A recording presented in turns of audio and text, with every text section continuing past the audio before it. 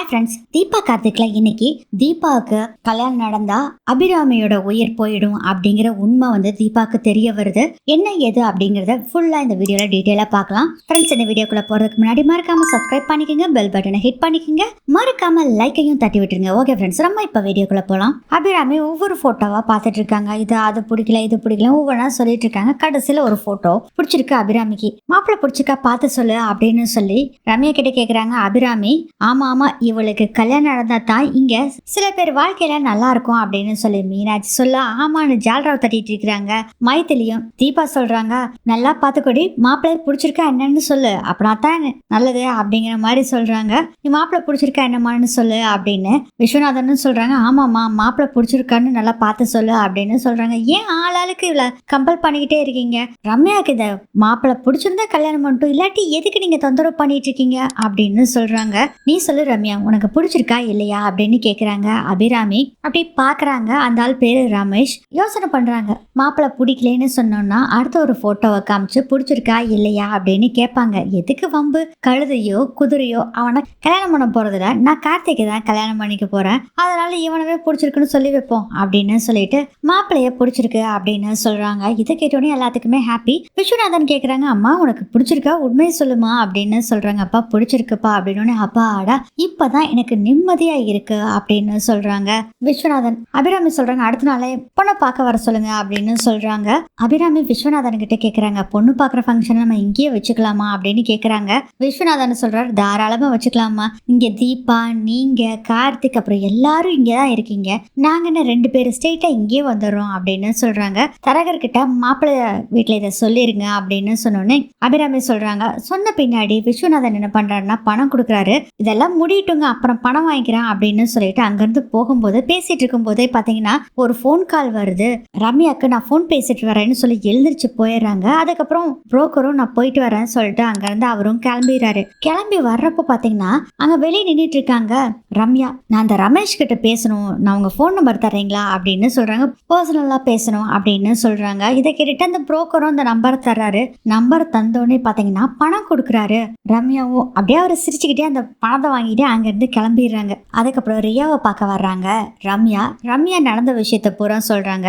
இப்போ நீ என்ன பிளான் பண்ணிருக்க, அவங்க கிட்ட என்ன சொன்ன அப்படின்னு கேக்குறாங்க ரியா. வேற என்ன சொல்லுவேன், மாப்பிள்ளைய பிடிச்சிருக்குன்னு தான் சொல்லுவேன், அப்புறம் என்ன கார்த்திக்கு தான் பிடிச்சிருக்கு, கார்த்திக்கு தான் கல்யாணம் பண்ண போறேன் நான் சொல்ல போறேன். அப்போ மாப்பிள்ளைய பிடிச்சிருக்குன்னா அது மாப்பிள்ளைய பிடிச்சிருக்குன்னு சொல்லியிருக்க, நீ சொன்ன பிளான் தான், போன் பண்ணி உங்களை பிடிக்கலன்னு சொல்லுங்கன்னு சொல்ல போறேன் அப்படின்னு சொல்றாங்க ரம்யா. அதுக்கு ரியா சொல்றாங்க, அது இதுக்கு அப்படி சொல்ற, பேசாம நாளைக்கு பொண்ணு பார்க்கவே வராதேன்னு சொல்ல வேண்டியதானே ரம்யா அப்படின்னு சொல்றாங்க. அதுக்கு ரம்யா சொல்றாங்க, இல்ல ரியா, அது மாதிரி சொல்லக்கூடாது, நாளைக்கு பொண்ணு பார்க்க வரட்டும், வந்த பின்னாடி மாப்பிள்ளை என்னை பிடிக்கலன்னு சொல்லிட்டு போனாங்கன்னா எல்லாரும் ஃபீல் பண்ணுவாங்க, நான் அந்த சிம்பத்தி கிரியேட் பண்ணி எனக்கு வேண்டியதை நடத்திக்குவேன் அப்படின்னு சொல்லிட்டு உடனே ரமேஷ்க்கு கால் பண்றாங்க. ரமேஷும் போன் எடுக்கிறாரு.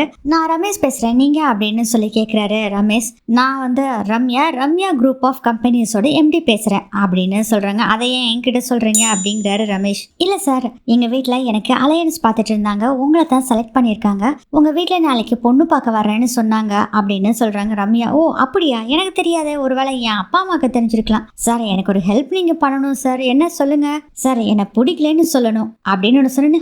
அப்படியா, சொல்லிட்டா போச்சு அப்படின்னு சொல்றாரு ரமேஷ். என்னடா இது ஈஸியா முடிஞ்சிருச்சு அப்படின்னு யோசனை பண்றாங்க ரம்யா. என்ன சார் சொன்னோன்னே ஓகேன்னு ஒத்துக்கிட்டீங்க அப்படின்னு சொல்றாங்க ரம்யா. இங்க பாருங்க, எனக்கு கல்யாணமே பிடிக்கல, எங்க வீட்டுல ரொம்ப கம்பல் பண்ணாதனாலதான் இதுக்கு ஒத்துக்கிட்டேன், போட்டோ கொடுக்கவே முதல்ல ஒத்துக்கிட்டேன், நீங்களும் பிடிக்கலன்னு சொல்றீங்க, அப்புறம் எனக்கு டபுள் சந்தோஷம் தான் அப்படின்னு சொல்றாரு ரமேஷ். எங்க வீட்டுல சொல்லிங்க இந்த பொண்ணு பாக்குற விஷயம் வேண்டாம் அப்படின்னு சொல்லி நிறுத்திடுறேன். சார் சார் நீங்க அப்படி ஒன்றும் சொல்ல வேணாம் சார், ஏங்க இப்பதானுங்க சொன்னீங்க. இல்ல சார், இதை வச்சு எங்க வீட்டுல சில பல விஷயங்கள் என் அப்பா கிட்ட பேச வேண்டியது இருக்கு, அதுதான் அப்படின்னு சொல்றாங்க. சரி விடுங்க, நாளைக்கு உங்களை பிடிக்கலன்னு சொல்லிடுறேன், ஓகேவா அப்படின்னு சொல்லிட்டு போனை கட் பண்ணிடுறாரு ரமேஷ். போனை கட் பண்ணிட்டு ரம்யா ரியா கிட்ட சொல்றாங்க, நான் அந்த ரமேஷ் கிட்ட பேசினேன், அவன் ஓகே சொல்லிட்டான், நாளைக்கு வந்தோடனே என்ன பிடிக்கலன்னு தான் சொல்ல போறான் அப்படின்னு சொல்றாங்க.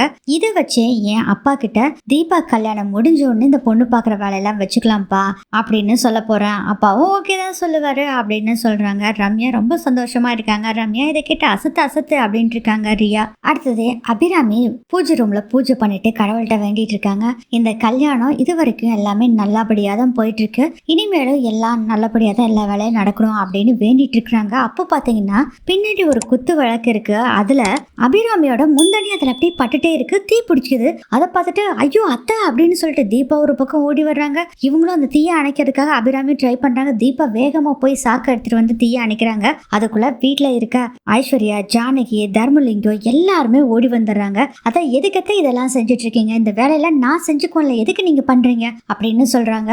ஐஸ்வர்யாவும் சொல்றாங்க, அத்தை நீங்க தான் அத்தை எங்களுக்கு முக்கியம், நீங்க எதுக்கத்த இந்த வேலையெல்லாம் செய்றீங்க, இனிமேல் செய்யாதீங்க அத்தை அப்படின்னு சொல்றாங்க. இதெல்லாம் பார்த்துட்டு என்ன ரொம்ப நோயாளி ஆக்காதீங்கம்மா, என்னோட வேலைகளை செய்ய விடுமா, இது மாதிரி கவனக்குறைவு இல்லாம பண்ணிக்குவேன் நான் இனி அப்படின்னு சொல்றாங்க. பார்த்து சம்மந்தி செஞ்சிருக்கலாம்ல அப்படின்னு சொல்லி ஜானகி சொல்றாங்க. ஆமாமா கவனக்குறைவா இருந்துட்டேன் அதனாலதான் அப்படின்னு சொல்றாங்க. அப்போ யோசனை பண்றாங்க ஜானகி, ஜோசியர் சொன்னாரே அது மாதிரியே நடக்குதே அப்படின்னு சொல்லிட்டு என்னங்க நீங்க கொஞ்சம் வாங்க அப்படின்னு சொல்லி தனியா கூட்டிட்டு வந்து தர்மலிங்கத்துக்கிட்ட பேசிட்டு இருக்காங்க ஜானகி. எங்க என்னங்க இப்படி நடக்குதுன்னு இப்ப என்னங்க பண்றது, நம்ம இந்த ஜோசியர் சொன்ன மாதிரியே எல்லாமே நடக்குதுங்களே ஜானகி, வீட்டுல இதெல்லாம் நடக்குது சாதாரணம் தான். ஏன் ஜானகி உனக்கும் கூட வீட்டுல நடந்திருக்கல ஜானகி, ஐயோ அது சாதாரண நேரத்துல நடந்ததுன்னா பெரிய பிரச்சனை இல்லைங்க, இப்போ ஜோசியர் வேற இப்படி சொல்லியிருக்காங்க, தீபா கல்யாண நேரத்துல இப்படி நடந்ததுன்னா என்னங்கன்னு நினைக்கிறது. ஜோசியர் என்ன சொன்னாரு, தீபா காலத்துல தாலி ஏறிச்சுன்னா அவங்க மாமியாரோட உயிர் போயிரும் அப்படின்னு சொல்லியிருக்காங்க. இப்ப பாருங்க இதுக்கான அறிகுறிகள் நிறையவே நடக்குது, வேண்டாங்க நம்ம இந்த விஷயத்தை எல்லாத்திட்டையும் சொல்லி இந்த கல்யாணத்தை நிறுத்திடலாங்க அப்படின்னு சொல்றாங்க ஜானகி. இது எல்லாத்தையுமே நம்ம ஐஸ்வர்யா நின்னு கேட்டுக்கிட்டு இருக்காங்க. இதை கேட்டோன்னே பயங்கர ஷாக்கா இருக்கு ஐஸ்வர்யாக்கு.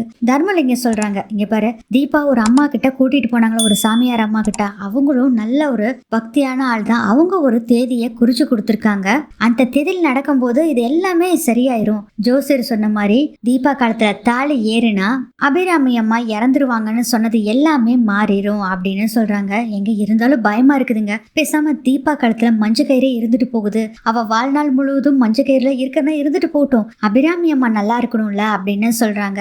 ஜானகி, இங்க பாரு ஜானகி, சம்மந்தி அம்மா என்ன பண்ணிருக்காங்க, நம்ம கிட்ட சத்தியம் வாங்கியிருக்காங்க இந்த விஷயத்தை யாருக்கிட்டையுமே சொல்லக்கூடாதுன்னு சொல்லி, அதனால நம்ம ஒண்ணுமே பண்ண முடியாது இல்லைங்க, மாப்பிள்ளை கிட்டனாச்சும் சொல்லலாம். இங்க பாரு ஜானகி, சம்மந்தி அம்மா நம்ம கிட்ட சத்தியம் வாங்கியிருக்காங்க, நம்ம சொல்லவே கூடாது, நம்ம செய்ய வேண்டியது ஒரே வேலை கடவுள்கிட்ட வேண்டிக்க வேண்டியதான், கடவுள் காப்பாத்தட்டும் அப்படின்னு சொல்லிட்டு வா போலாம் அப்படின்னு அங்க இருந்து போறாங்க. தர்மலிங்கமும் ஜானகியும் இதெல்லாம் நினைச்சோன்னே வாவ் எவ்வளவு ஒரு செம்மையான ஒரு விஷயம் நமக்கு கிடைச்சிருக்கு, இந்த விஷயம் மட்டும் எல்லாத்துக்கும் தெரிஞ்சதுன்னா தீபா காலத்துல கண்டிப்பா அவ வாழ்நாள் முழுவதும் மஞ்சு கைத்தோடவே இருக்க வேண்டியதான். இந்த கார்த்திக்கு இந்த விஷயம் தெரியாது போல இருக்கே, அப்ப கார்த்திக் கிட்ட சொல்லலாம். கார்த்திக் அம்மா பையன், இந்த விஷயத்த மட்டும் கார்த்திக் கிட்ட சொன்னோம்னா உடனே கல்யாணத்தை நிறுத்திடுவாங்க, இதுதான் செம்ம ஐடியா அப்படின்னு சொல்லிட்டு கார்த்திகை தேடிட்டு அங்கேயும் எங்கேயும் போறாங்க. எங்கேயுமே இல்ல கார்த்திக். தீபா நின்றுட்டு இருக்காங்க. தீபா கிட்ட கார்த்திக் எங்க அப்படின்னு கேக்குறாங்க. இங்கதான் இருந்தாரு, ஏன் அக்கா கேக்குறீங்க அப்படிங்கிறாங்க. ஒரு முக்கியமான விஷயம் சொல்லணும் அப்படின்னு யோசனை பண்றாங்க. கார்த்திக் கிட்ட சொன்னா என்ன, தீபா கிட்ட சொன்னா என்ன, தீபாவை அவங்க மாமியார்னு ஊக்கி உருகிறா, இவகிட்டே கொளுத்தி போட்டுருவோம், அப்புறம் நமக்கு நினைச்சதெல்லாம் நடந்து போயிரும் அப்படின்னு சொல்லிட்டு தீபா உங்ககிட்ட ஒரு முக்கியமான விஷயம் சொல்லணும், கார்த்திக் கிட்ட சொன்னா என்ன உங்ககிட்ட சொன்னா என்ன ரெண்டுமே ஒண்ணுதான், அதனால உங்ககிட்ட ஒரு விஷயம் சொல்றேன், உன் கழுத்துல தாலி ஏறிச்சுன்னா அத்தையோட உயிருக்கு ஆபத்தாமா. என்னக்கா சொல்லிட்டு இருக்கீங்க? ஆமா தீபா, இல்லக்கா இது நம்ப மாட்டேன் அப்படின்னு சொல்றாங்க தீபா. ஐயோ தீபா, உன் அப்பா அம்மா ஜாதகம் பார்க்கறதுக்காக ஜோசியர் கிட்ட போயிருக்காங்க, அவங்க தான் சொல்லியிருக்காங்க இது அத்தைக்கும் தெரியும், யாருக்குமே தெரியக்கூடாதுன்னு சொல்லி அத்தை ப்ராமிஸ் வாங்கியிருக்காங்க. தீபா இதை எப்படியாச்சும் இந்த கல்யாணத்தை தடுத்து நிறுத்திடு, இல்லைன்னா நம்ம அத்தை உயிருக்கு ஆபத்து தீபா. இதெல்லாம் உங்களுக்கு எப்படிக்கா தெரியும்? உன் அப்பா அம்மா பேசிட்டு இருந்ததை கேட்டேன், அதான் உங்ககிட்ட வந்து சொல்றேன் அப்படின்னு சொல்றாங்க. இல்லக்கா இதை நான் சும்மா விட மாட்டேன், அத்தை கிட்ட போய் நேரா கேட்க போறேன், என் கழுத்துல தாலி ஏறணுங்கிறதுக்காக உங்க உயிரை பணைய வைக்கிறதுக்கு நியாயமானு என் அத்தை கிட்ட நான் போய் கேட்கறேன், எனக்கு அத்தை தான் முக்கியம், என் வாழ்நாள் முழுவதும் இந்த மஞ்ச கயிறோடு இருந்தாங்க கூட பரவாயில்ல, ஏன் அத்தை உயிரோடு இருக்கணும், எனக்காக இந்த தியாகம் எல்லாம் பண்ணுவாங்களா அப்படின்னு சொல்லிட்டு சம கோவத்துல இருக்காங்க. ஆமா தீபா, நமக்கு அத்தை உயிர் தான் முக்கியம், எப்படியாச்சும் இந்த கல்யாணத்தை நிறுத்திடு அப்படின்னு சொல்றாங்க ஐஸ்வர்யா. இதை நான் சும்மா விட மாட்டேன், அத்தை கிட்டே போய் கேட்கறேன் அப்படின்னு சொல்லிட்டு வேக வேகமா போறாங்க. அங்க இருந்த தீபா எப்படியோ தீய கொளுத்தி போட்டாச்சு, இனி வெடிக்க வேண்டியது அது மட்டும் தான் பாக்கி அப்படின்னு சொல்லி வேடிக்கை பார்க்கலாம் அப்படின்னு இருக்காங்க. ஐஸ்வர்யா நேரா அபிராமி கிட்ட போறாங்க. தீபா, அத்தை இதெல்லாம் உண்மையா? என்னம்மா என் காலத்துல தாலி ஏறணும்னு சொல்லிட்டு உங்க உயிரை பணைய வைக்கிறீங்களா, அது உண்மையா அப்படின்னு கேக்குறாங்க. தீபா இதை கேட்டு அதிர்ச்சியா பார்த்துட்டு இருக்காங்க அபிராமி. இதோட இந்த எபிசோட் முடியுது.